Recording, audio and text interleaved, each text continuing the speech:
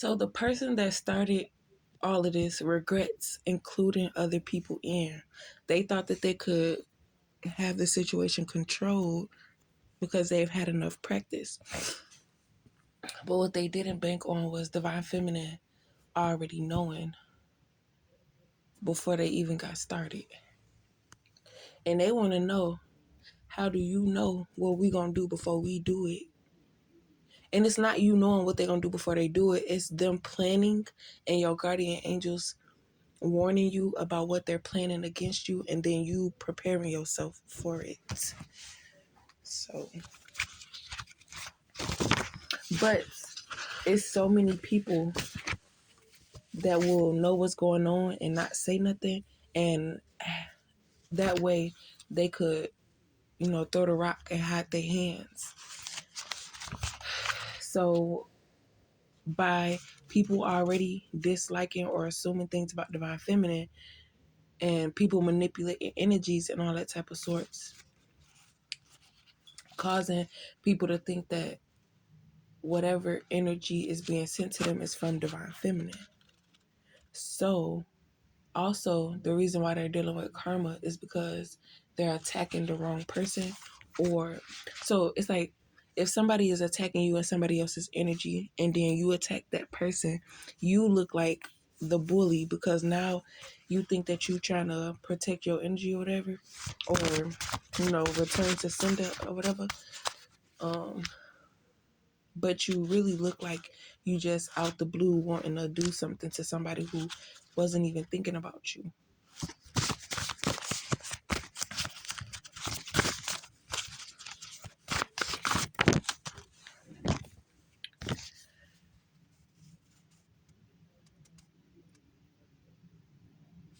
So also, the more you heal, the more opportunities are starting to present themselves to you. And people weren't ready for that because they wanted to have a hand in manipulating you.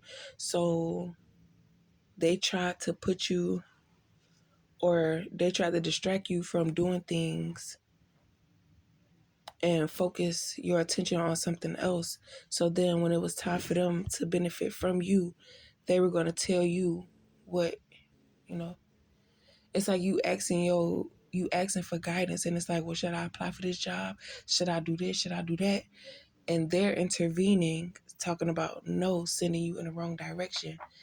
And the only reason why they did that is because they wanted you to stay down for them to be able to bring you up, because they know what you're capable of, that if you do it by yourself, they won't benefit from it. But by them walking you through it, you feel appreciative. And then, they might suggest like, oh, this would be nice. And you'd be like, you know what? I got one of those right here. You can have it, type stuff. But, so your new job position is going to have to do with lights, camera, and action. So that's what I'm talking about. They feel like if you're going to be on A-list status, or it's probably not even that, because things are not what they seem. They're just assuming and feeling like, well, you know. But also people trying to imitate you.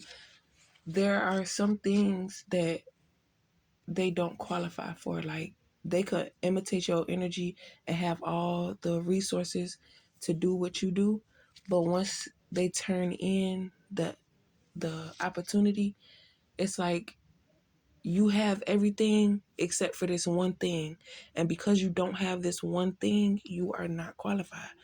So then it's like,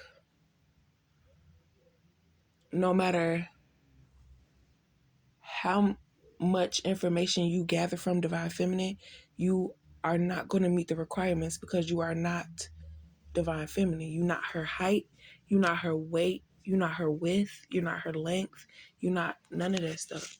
All that stuff matters. Every single detail matters. And people tell me something, it's close enough and blah blah blah, but it's really not though. So you be brave.